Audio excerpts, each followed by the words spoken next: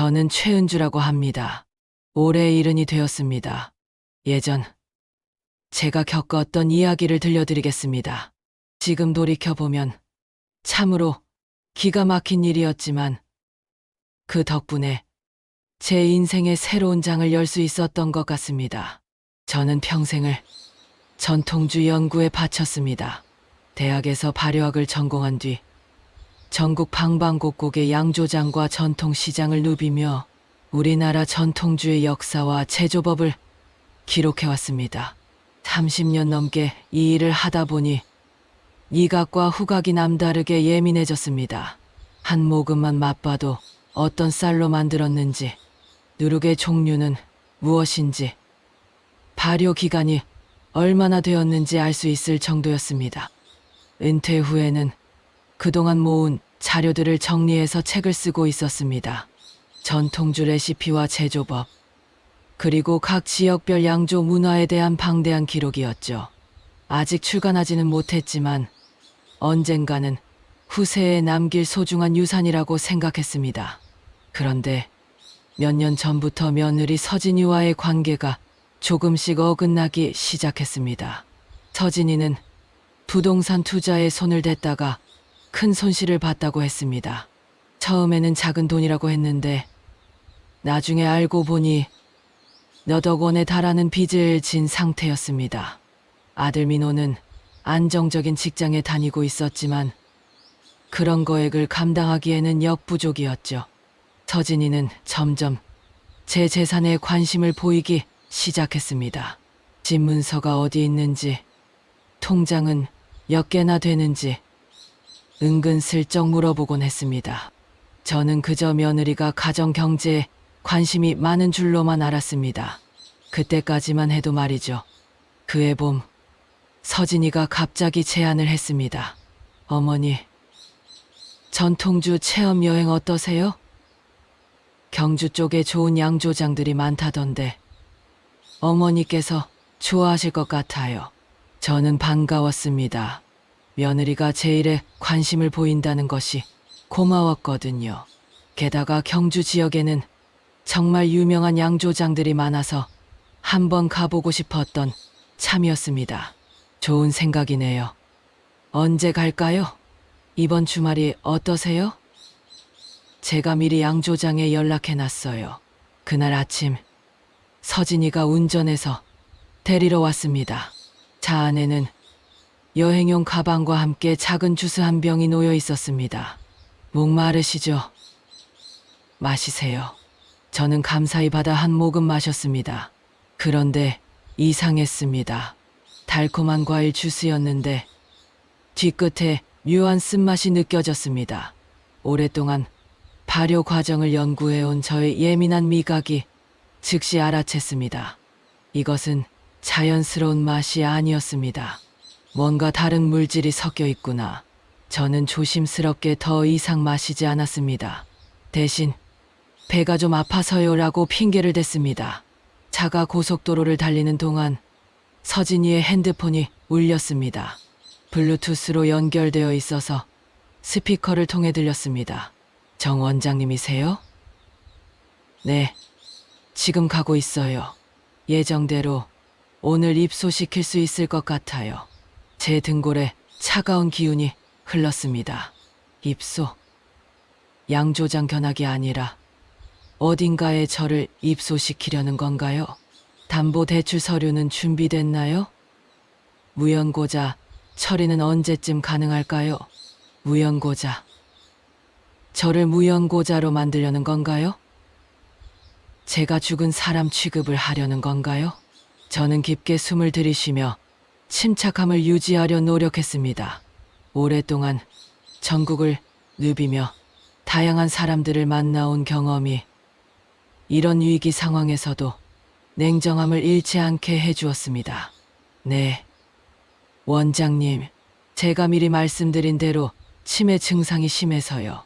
가족들이 더 이상 돌볼 수 없는 상황이에요. 치매? 저에게 치매가 있다고요? 저는 지금도 수백 가지 전통주 레시피를 정확히 기억하고 있는데 말입니다. 입소 후 일주일 정도 지나면 면회도 끊어지고 그때부터 본격적으로 진행하시면 됩니다. 저는 더 이상 들을 수 없었습니다. 서진이가 저를 어떤 요양원에 버리고 제 재산을 담보로 대출을 받을 계획이었던 것입니다. 그것도 저를 치매 환자로 무연고자로 만들어서 말입니다. 다행히 휴게소에 들렀을 때 기회가 왔습니다.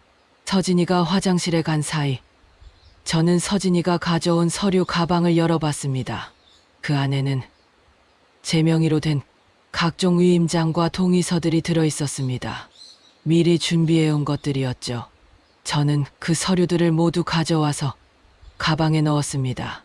그리고 휴게소에 정차해 있던 관광버스를 발견했습니다.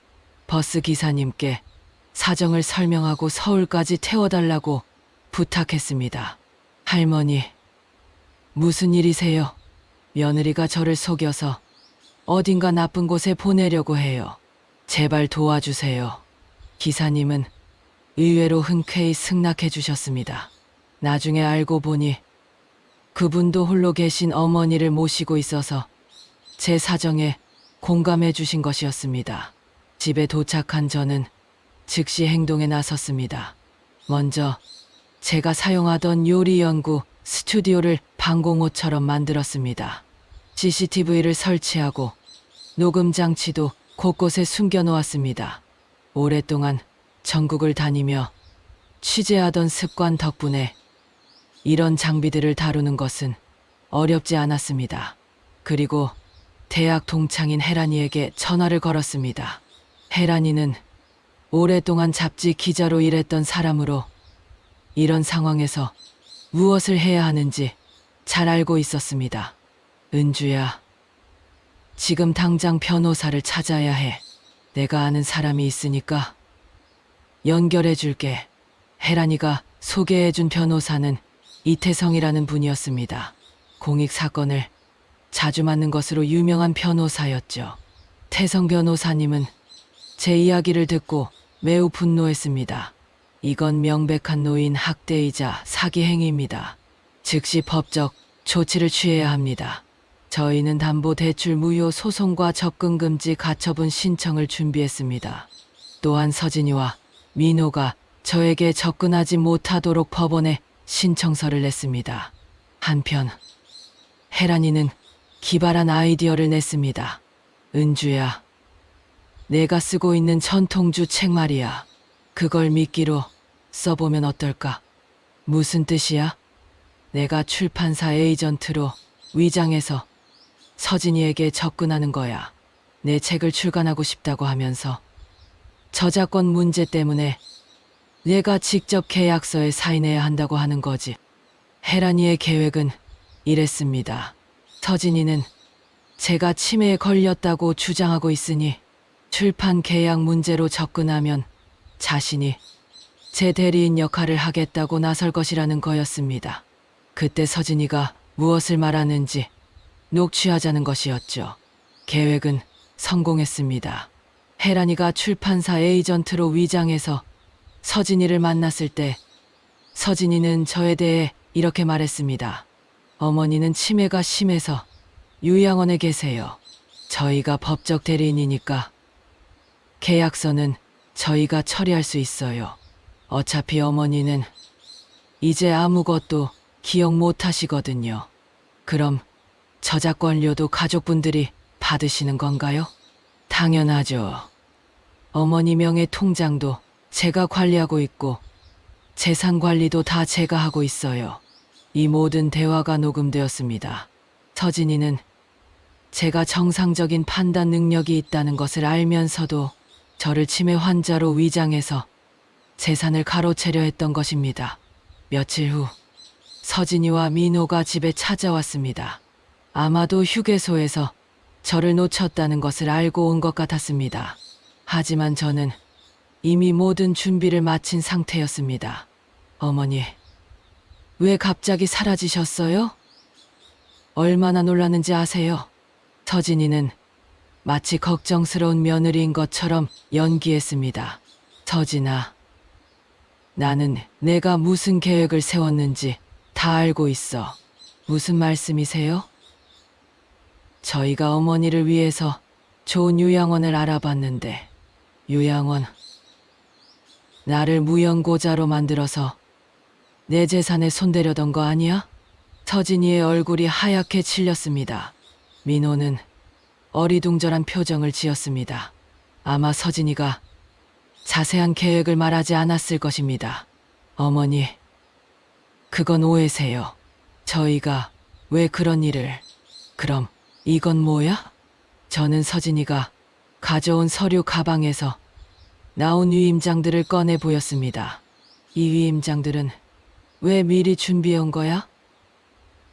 그리고 요양원 원장과 통화한 내용도 다 들었어. 그제서야 민호가 상황을 파악하기 시작했습니다. 서진아, 이게 정말 진짜야?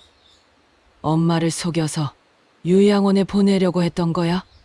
그게 아니라 우리 형편이 너무 어려워서 어머니께서 이해해 주실 줄 알았는데 이해해 달라고? 나를 치매 환자로 만들고 무연고자로 만들어서 내 재산을 가로채는 걸 이해해 달라고? 결국 진실이 모두 드러났습니다. 서진이는 부동산 투자 실패로 생긴 빚을 갚기 위해 제 부동산을 담보로 대출을 받으려 했고 그 과정에서 저를 요양원에 격리시키고 치매 환자로 위장할 계획이었습니다. 민호는 처음에는 몰랐지만 아내의 계획에 점점 동조하게 되었던 것입니다. 저희가 준비한 증거들로 인해 수사가 시작되었습니다. 서진이는 사기 혐의로, 민호는 공모 혐의로 기소되었습니다. 또한 혜란이의 위장 취재로 녹취된 대화는 결정적인 증거가 되었습니다. 재판 과정에서 더욱 충격적인 사실이 드러났습니다.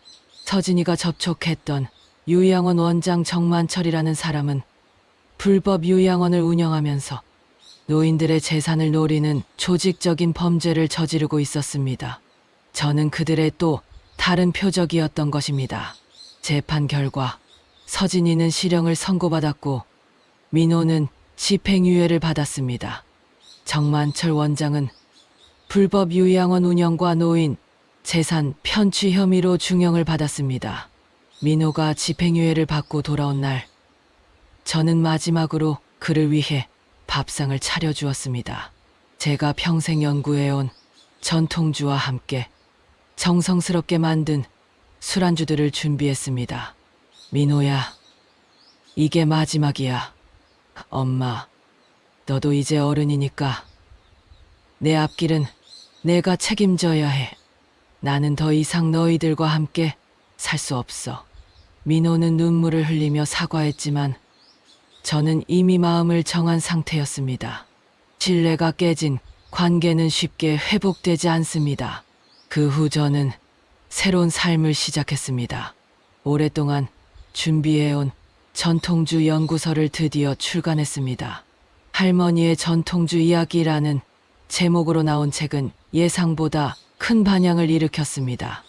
더 놀라운 것은 독자들의 반응이었습니다. 특히 저와 같은 나이대의 여성분들이 많은 관심을 보여주셨습니다. 여러 강연, 요청이 들어왔고 저는 노년층을 위한 전통주와 요리 클래스를 개설하게 되었습니다. 선생님, 정말 대단하세요. 이른 나이에 이런 일을 당하고도 이렇게 당당하게 새 출발을 하시다니. 수강생 중 한 분이 말씀하셨습니다. 나이는 숫자일 뿐이에요. 중요한 건 포기하지 않는 마음이죠. 제 클래스는 단순히 술 빚는 법을 가르치는 것이 아니었습니다. 노년층이 자신의 경험과 지식을 바탕으로 새로운 도전을 할 수 있다는 메시지를 전하는 것이었습니다.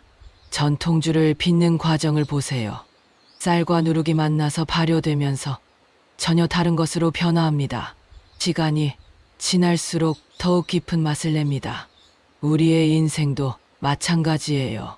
저는 수강생들에게 이렇게 말하곤 했습니다. 나이가 들었다고 해서 끝이 아닙니다. 오히려 지금까지 쌓아온 경험이라는 누룩이 있기 때문에 더욱 깊이 있는 인생을 발효시킬 수 있어요. 클래스를 진행하면서 저는 많은 것을 배웠습니다. 저와 비슷한 경험을 한 분들이 생각보다 많다는 것을 알게 되었습니다. 자식들에게 배신당한 분, 노인이라는 이유로 무시당한 분, 자신의 꿈을 포기하고 살아온 분들이 많았습니다. 우리가 지금까지 살아온 시간이 헛된 것이 아니에요. 그 모든 경험이 지금의 우리를 만든 거예요. 저는 그분들에게 용기를 주려고 노력했습니다. 한 번은 70대 후반의 한 할머니가 찾아오셨습니다. 선생님, 저도 선생님처럼 용기를 낼 수 있을까요? 저희 아들이 제 집을 팔아서 자기 사업 자금으로 쓰겠다고 하는데, 물론이에요. 하지만 먼저 법적인 조치를 취하세요. 혼자서는 어려우니까 전문가의 도움을 받으시고요.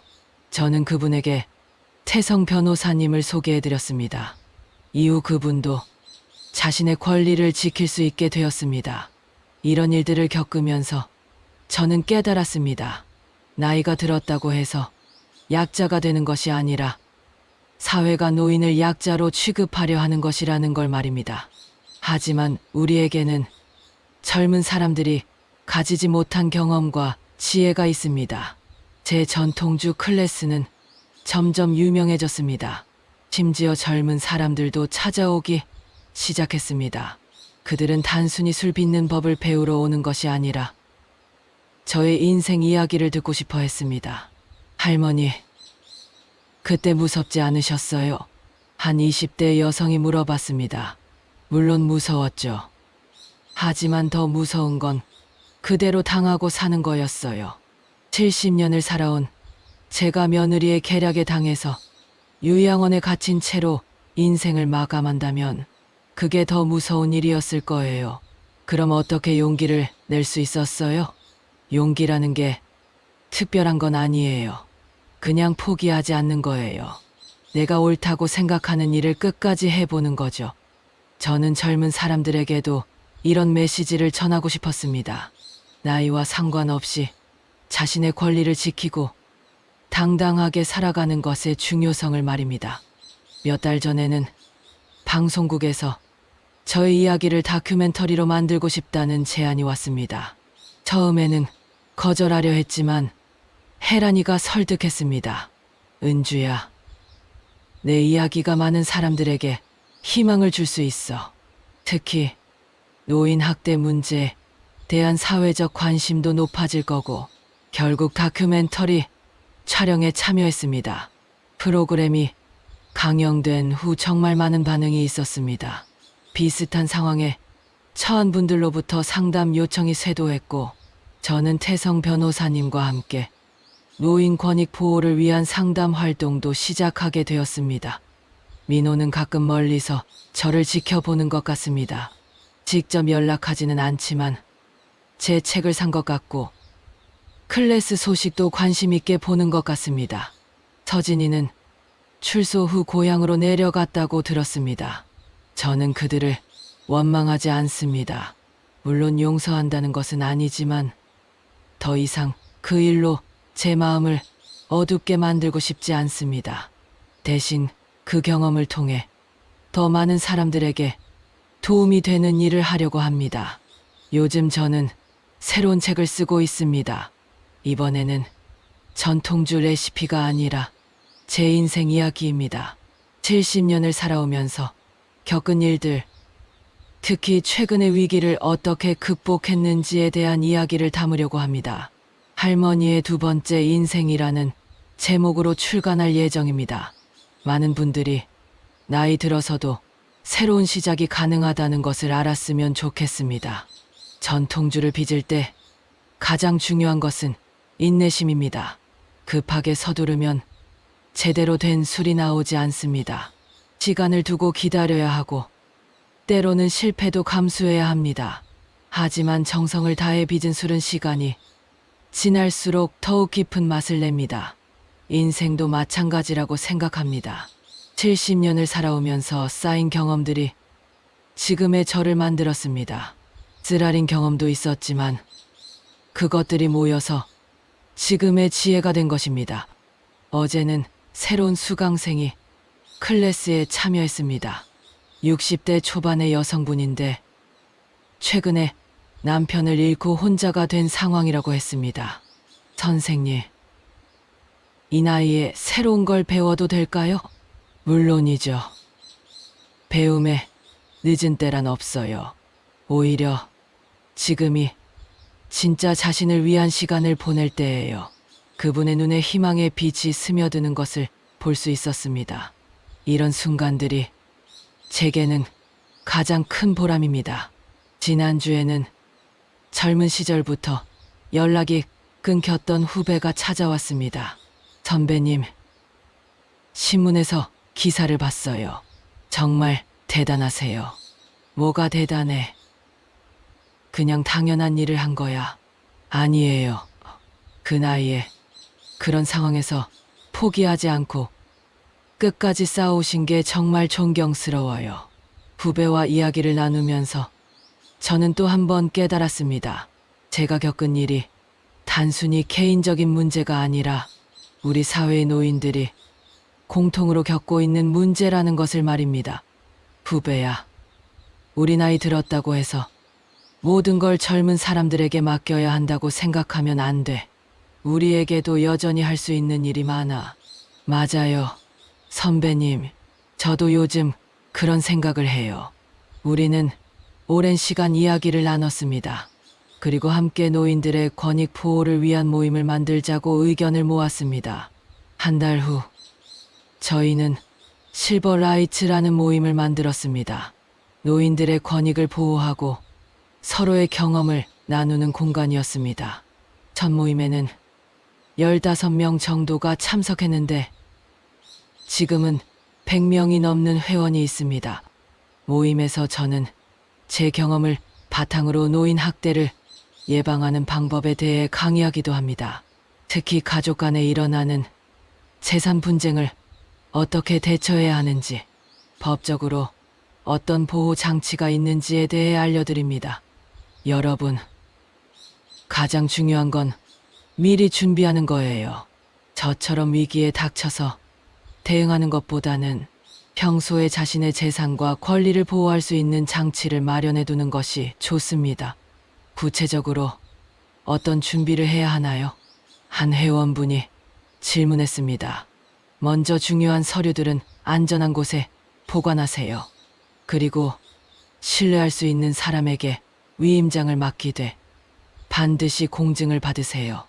또한 정기적으로 건강검진을 받아서 치매나 다른 질병이 없다는 의학적 증명을 남겨두는 것도 중요합니다.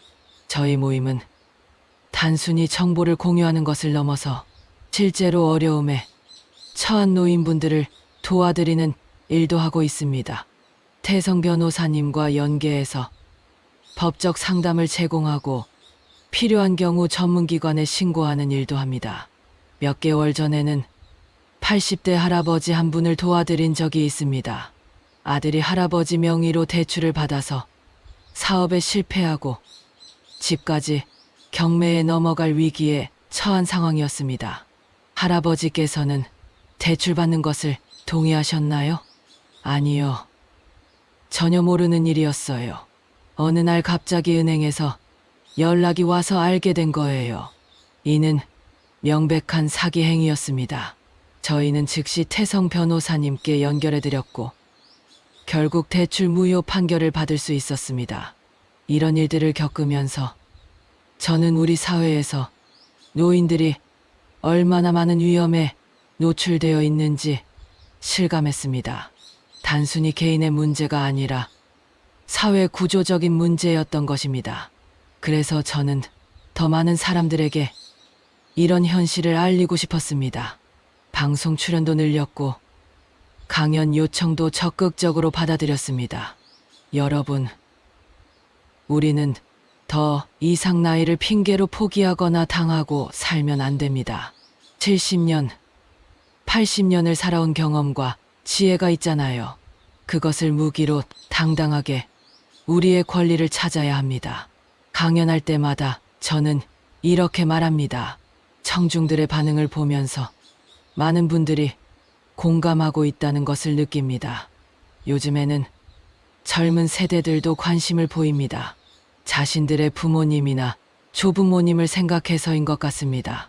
어떻게 하면 노인 학대를 예방할 수 있는지, 가족 간의 건전한 관계를 유지할 수 있는지에 대해 문의하는 경우가 많습니다. 선생님, 저희 어머니께서 요즘 자꾸 당신 재산을 우리에게 물려주겠다고 하시는데 어떻게 해야 할까요? 좋은 마음이시겠지만 서두르지 마세요. 어머니께서 충분히 생각할 시간을 드리고 법적 절차도 정확히 밟으시도록 도와드리세요. 그리고 무엇보다 어머니의 의견을 존중하는 것이 중요합니다. 저는 젊은 세대들에게도 노인의 입장에서 생각해보라고 조언합니다. 부모님이 나이 들었다고 해서 모든 것을 자식들이 결정해서는 안 된다는 것을 말입니다. 지난달에는 정부에서 노인 인권 보호 정책을 수립하는데 자문위원으로 참여해달라는 요청을 받았습니다. 제 경험이 정책 수립에 도움이 될 수 있다고 판단한 것 같습니다. 최은주 선생님의 사례가 사회적으로 큰 반향을 일으켰습니다. 이런 경험을 바탕으로 더 나은 제도를 만들고 싶습니다. 담당 공무원이 말했습니다. 저는 흔쾌히 수락했습니다. 제가 겪은 일이 다른 노인분들에게는 일어나지 않도록 하는 것이 제 목표이기 때문입니다. 자문위원회에 참여하면서 저는 우리나라의 노인 보호 제도가 아직 많이 부족하다는 것을 알게 되었습니다. 특히 가족에 의한 노인 학대의 경우 발견하기도 어렵고 대응하기도 쉽지 않다는 것이 가장 큰 문제였습니다. 가족 간의 문제라고 해서 외부에서 개입하기 어려운 측면이 있습니다. 다른 자문위원이 말했습니다. 하지만 그런 인식이 더 큰 문제를 만들어요. 가족이라고 해서 노인을 함부로 대해도 된다는 생각이 문제의 근본이에요. 저는 적극적으로 의견을 개진했습니다. 노인도 독립적인 인격체라는 인식을 심어주는 교육이 필요하고 실제로 피해를 당했을 때 도움을 받을 수 있는 시스템도 강화되어야 합니다. 몇 차례의 회의를 거쳐서 저희는 구체적인 정책 방안을 마련했습니다. 노인 학대 신고센터 확대, 법률 지원 서비스 강화, 예방 교육 프로그램 개발 등이 주요 내용이었습니다. 특히 제가 강조한 것은 노인 당사자의 역량 강화였습니다. 노인들이 피해자가 되지 않도록 미리 대비할 수 있는 교육이 필요해요. 법적 권리에 대한 이해, 위험 상황 대처 방법, 도움을 요청하는 방법 등을 알려드려야 합니다. 이런 활동들을 하면서 저는 제 인생이 완전히 바뀌었다는 것을 느낍니다. 예전에는 그냥 조용히 연구나 하면서 살려고 했는데 지금은 사회적인 활동에 적극적으로 참여하고 있습니다. 하지만 이것이 제 진짜 모습인 것 같습니다. 젊었을 때부터 저는 불의를 보면 참지 못하는 성격이었거든요. 전통주 연구를 하면서도 사라져가는 우리 문화를 보존해야 한다는 사명감이 있었고 지금도 마찬가지로 노인들의 권익을 지켜야 한다는 사명감을 느끼고 있습니다. 얼마 전에는 혜란이가 재미있는 제안을 했습니다. 은주야, 우리 나이에 유튜브 한번 해볼까? 유튜브? 그게 뭐야? 요즘 젊은 사람들이 하는 건데 동영상을 만들어서 인터넷에 올리는 거야. 내 이야기를 더 많은 사람들에게 알릴 수 있을 거야. 처음에는 어려울 것 같았지만 혜란이가 도와주기로 해서 시작해봤습니다. 은주알매의 인생 레시피라는 채널을 만들었습니다. 첫 번째 영상은 제가 겪은 사건에 대한 이야기였습니다. 많은 사람들이 관심을 보여주셔서 구독자가 금세 10,000명을 넘었습니다. 두 번째 영상부터는 전통주 만드는 법을 알려드리기 시작했습니다. 하지만 단순히 요리법만 알려드리는 것이 아니라 인생의 지혜도 함께 전해드리려고 노력했습니다. 막걸리를 끓이실 때 너무 센 불로 하시면 안 돼요. 약한 불로 천천히 끓여야 제맛이 나거든요. 인생도 마찬가지예요. 급하게 서두르지 마시고 천천히 익혀가시면 됩니다. 이런 식으로 요리와 인생을 연결해서 이야기하니까 많은 분들이 좋아해 주셨습니다. 댓글을 보면서 저는 많은 것을 느낍니다. 할머니 덕분에 용기를 얻었습니다. 저도 부당한 일을 당했는데 이제 맞서 싸워볼 용기가 생겼어요. 할머니의 이야기를 듣고 우리 엄마에게 더 잘해드려야겠다는 생각이 들었습니다. 70세에 새로운 도전을 하시는 모습이 정말 멋있어요. 저도 나이 들어도 포기하지 않을 거예요. 이런 댓글들을 보면서 제가 하는 일이 의미 있다는 것을 느낍니다. 요즘에는 해외에서도 관심을 보입니다. 한국에 사는 외국인들이 제 채널을 보고 한국의 노인 문화에 대해 궁금해 하더군요. 그래서 영어 자막도 만들기 시작했습니다. Korean Grandmother Fights Back Against Elder Abuse라는 제목으로 제 이야기가 해외 언론에도 소개되었습니다. 노인 인권 문제는 전 세계적인 이슈라는 것을 알게 되었습니다. 몇 달 전에는 일본에서 강연 요청이 왔습니다. 일본도 고령화 사회가 심각해서 노인 학대 문제가 큰 사회적 이슈라고 했습니다. 초연주 씨의 경험이 일본 노인분들에게도 큰 도움이 될 것 같습니다. 일본의 한 시민단체에서 연락이 왔습니다. 코로나 때문에 직접 가지는 못했지만 온라인으로 강연을 진행했습니다. 일본 청중들의 반응도 뜨거웠습니다. 특히 가족에 의한 노인 학대 문제에 대해서는 일본도 한국과 비슷한 상황인 것 같았습니다. 가족이니까 참아야 한다는 문화가 문제를 더 키우고 있습니다. 한 일본 노인분이 질문했습니다. 맞습니다. 하지만 우리가 참는다고 해서 상황이 나아지지는 않아요. 오히려 더 큰 피해로 이어질 수 있습니다. 용기를 내서 도움을 요청하는 것이 중요합니다. 이런 국제적인 활동을 통해서 저는 더 넓은 시각을 갖게 되었습니다. 제가 겪은 일이 단순히 개인적인 불행이 아니라 전 세계 노인들이 공통으로 겪고 있는 문제라는 것을 알게 된 것입니다. 작년 말에는 제 두 번째 책 할머니의 두 번째 인생이 출간되었습니다. 첫 번째 책보다 더 많은 관심을 받았습니다. 특히 젊은 세대들의 반응이 좋았습니다. 할머니 세대의 인생을 이해할 수 있게 되었어요. 부모님과의 관계를 다시 생각해보게 되었습니다. 이런 반응들을 보면서 저는 세대 간의 소통이 얼마나 중요한지 깨닫게 되었습니다. 며칠 전에는 놀라운 일이 있었습니다. 민호가 직접 연락을 해온 것입니다. 엄마, 책을 읽었어요. 정말 죄송해요. 그때 제가 너무 어리석었어요. 민호는 울먹이는 목소리로 말했습니다. 엄마가 얼마나 힘들었을지 이제야 조금 이해할 것 같아요. 저는 복잡한 감정이 들었습니다. 여전히 민호를 완전히 용서할 수는 없었지만 그래도 아들이 자신의 잘못을 깨닫고 있다는 것이 다행스러웠습니다. 민호야, 내가 진짜 반성한다면 앞으로 다른 노인분들이 이런 일을 당하지 않도록 도와줘. 어떻게 해요? 내가 하는 활동에 참여해봐. 내 경험도 다른 사람들에게는 도움이 될 거야. 민호는 한동안 생각하더니 대답했습니다. 네, 그렇게 하겠습니다. 그 후 민호는 제가 운영하는 실버라이트 모임에 참여하기 시작했습니다. 처음에는 어색했지만 점차 자신의 경험을 솔직하게 나누기 시작했습니다. 저는 제 아내의 계획에 휘둘렸던 사람입니다.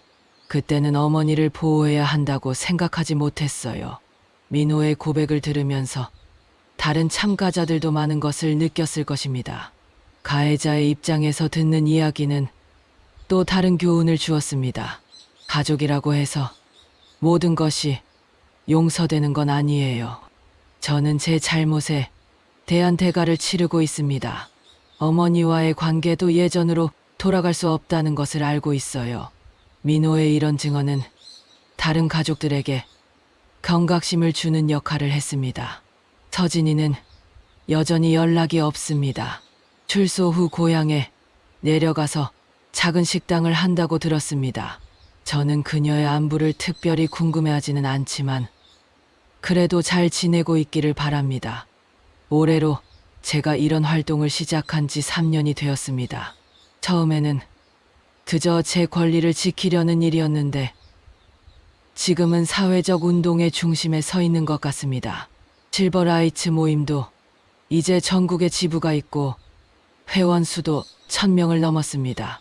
정부 정책에도 저희 의견이 반영되고 있고 노인 인권 보호를 위한 법률 개정에도 기여하고 있습니다.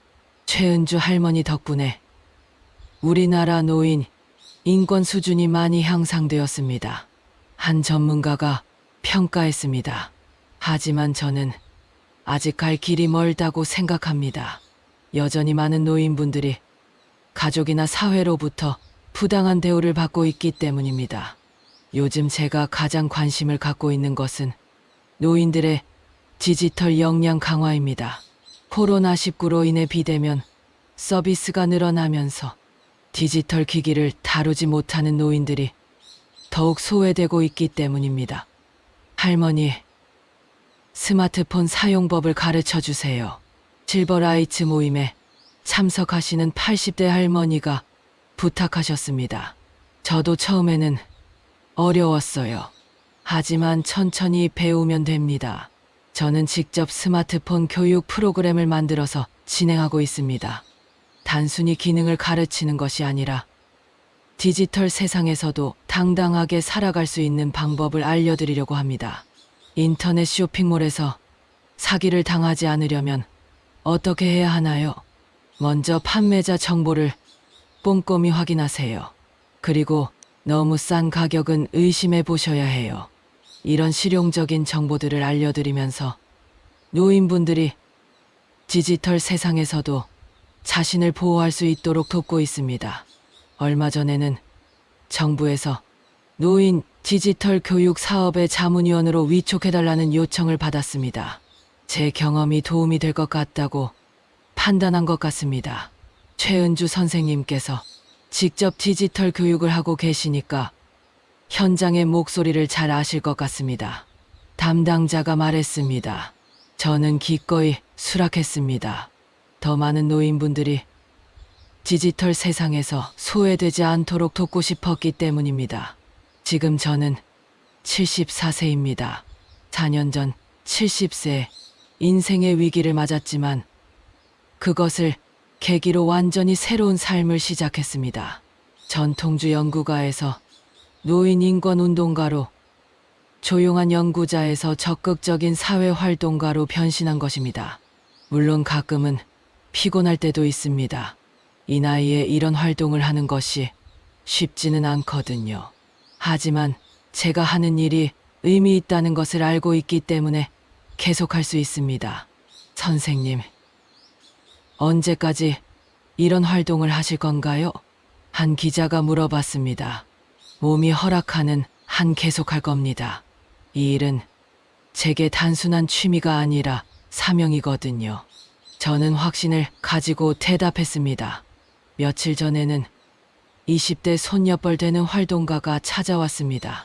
할머니, 저희 세대도 할머니처럼 나이 들어도 당당하게 살 수 있을까요? 물론이죠. 하지만 지금부터 준비해야 해요. 나이 들어서 갑자기 당당해지는 건 쉽지 않거든요. 어떤 준비를 해야 하나요? 먼저 경제적 독립을 유지하세요. 그리고 평생 배우는 자세를 잊지 마세요. 무엇보다 자신의 권리에 대해 정확히 알고 있어야 해요. 젊은 세대들과 이야기할 때마다 저는 희망을 느낍니다. 그들이 저보다 더 나은 노년을 맞을 수 있을 것 같거든요. 올해 제 목표는 전국에 노인 인권 교육 센터를 만드는 것입니다. 각 지역의 노인분들이 쉽게 접근할 수 있는 교육 프로그램을 운영하고 싶습니다. 할머니 혼자서 하기에는 너무 큰일 아닌가요? 혜란이가 걱정했습니다. 혼자 하는 게 아니야. 우리에게는 든든한 동료들이 있잖아. 저는 실버라이츠의 회원들을 생각하며 말했습니다. 이제 저 혼자의 일이 아닙니다.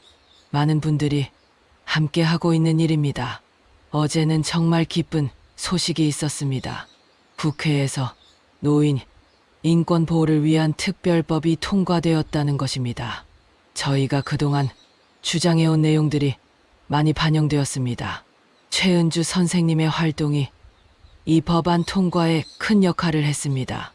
법안을 발의한 국회의원이 감사 인사를 전해왔습니다. 하지만 저는 법만으로는 충분하지 않다는 것을 알고 있습니다. 사람들의 인식이 바뀌어야 진짜 변화가 있을 것입니다. 법이 바뀌었다고 해서 하루아침에 모든 것이 달라지지는 않을 거예요. 우리가 계속 노력해야 합니다. 실버라이츠 정기 모임에서 저는 회원들에게 말했습니다. 하지만 이제 우리에게는 더 강력한 무기가 생긴 거예요. 이 법을 잘 활용해서 더 많은 노인분들을 도와드릴 수 있을 것입니다. 회원들의 박수 소리를 들으며 저는 뿌듯함을 느꼈습니다. 오늘도 새로운 하루가 시작됩니다. 74세의 저에게는 매일이 새로운 도전입니다. 오전에는 전통주 클래스가 있고 오후에는 노인 인권 상담 업무가 있습니다. 저녁에는 유튜브 촬영을 할 예정입니다. 바쁜 일정이지만 즐겁습니다. 제가 하는 모든 일이 의미 있고 누군가에게는 도움이 되는 일이라는 것을 알고 있기 때문입니다. 간혹 젊은 시절을 그리워할 때도 있습니다. 하지만 지금의 제가 더 마음에 듭니다. 70년을 살아오면서 쌓인 경험과 지혜를 활용해서 사회에 기여할 수 있다는 것이 정말 소중합니다. 제 이야기는 아직 끝나지 않았습니다. 앞으로도 더 많은 일들이 기다리고 있을 것입니다. 하지만 저는 자신 있게 말할 수 있습니다. 나이는 정말 숫자일 뿐이라는 것을, 그리고 언제든지 새로운 시작이 가능하다는 것을 말입니다.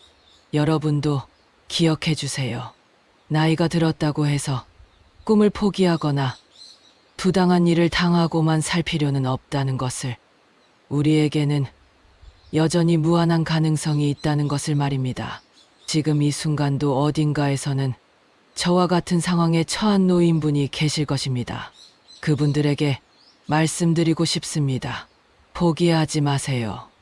용기를 내세요. 여러분에게도 새로운 인생이 기다리고 있습니다. 저의 이야기가 그 작은 용기의 시작이 되었으면 합니다.